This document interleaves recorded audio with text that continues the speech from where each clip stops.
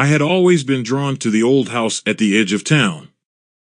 It loomed over the street like a forgotten relic, its windows dark and lifeless, and ivy choking its stone walls. People said it was haunted, but I never believed in that kind of thing.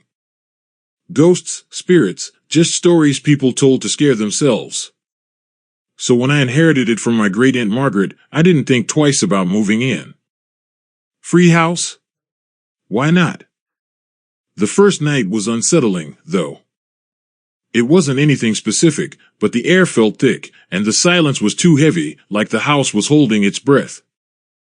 The creaks and groans of the old place felt deliberate. I told myself it was just my imagination running wild in a strange, unfamiliar place. After a long day of unpacking, I was exhausted and finally managed to fall asleep. At some point, I woke up, heart racing. I didn't know why at first, just that unsettling feeling that something wasn't right.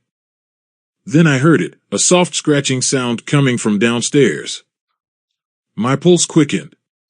I sat up, holding my breath, listening carefully. It was faint, but persistent, like something dragging against wood. I grabbed my phone and checked the time. 3 a.m. Of course. The witching hour, or whatever they call it. I sighed, convincing myself it was just a branch scraping against the window. Still, something gnawed at me, urging me to check it out. I slid out of bed, wincing as the floorboards creaked beneath me.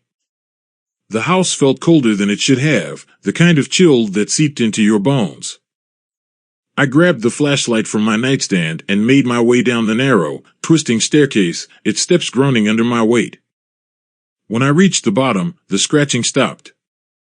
For a moment, I just stood there in the dark, listening to my own breathing. I aimed the beam of light toward the living room, half expecting to see something lurking in the shadows. But everything was still. Too still. I was about to turn around and head back upstairs when I heard it again, this time, behind me. My heart stopped. Slowly, I turned toward the kitchen. The sound was coming from inside, like nails scraping along the walls.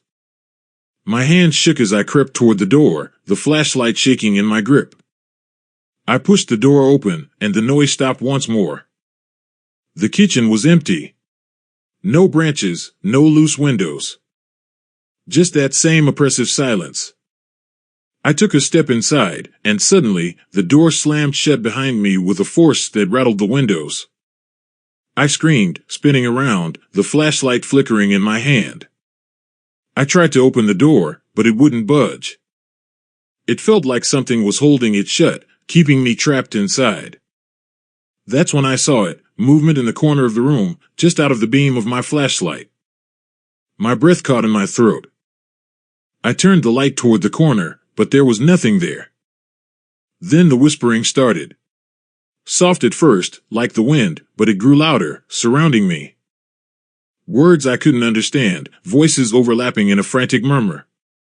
My skin prickled, and I felt a cold gust of air sweep past me, as if someone had walked by. "Who's there?" I shouted, my voice trembling. "Who's in here with me?" The whispering stopped. And then, in the silence, I heard it, a low, guttural laugh. It sounded like it was coming from the walls themselves, surrounding me. I backed up, slamming against the counter, my heart pounding in my ears. I shone the flashlight wildly around the room, but I couldn't see anyone, anything. But I felt it. I wasn't alone. Suddenly, the door flung open, and I didn't hesitate. I bolted out of the kitchen, racing up the stairs 2 at a time. I didn't stop until I was back in my room, locking the door behind me. I stayed awake the rest of the night, huddled under my blankets, staring at the door. Every creak of the house made me jump. I told myself it was just a dream, just my mind playing tricks on me. But deep down, I knew the truth. Something was in that house with me. And it wasn't going to let me leave. I had always been drawn to the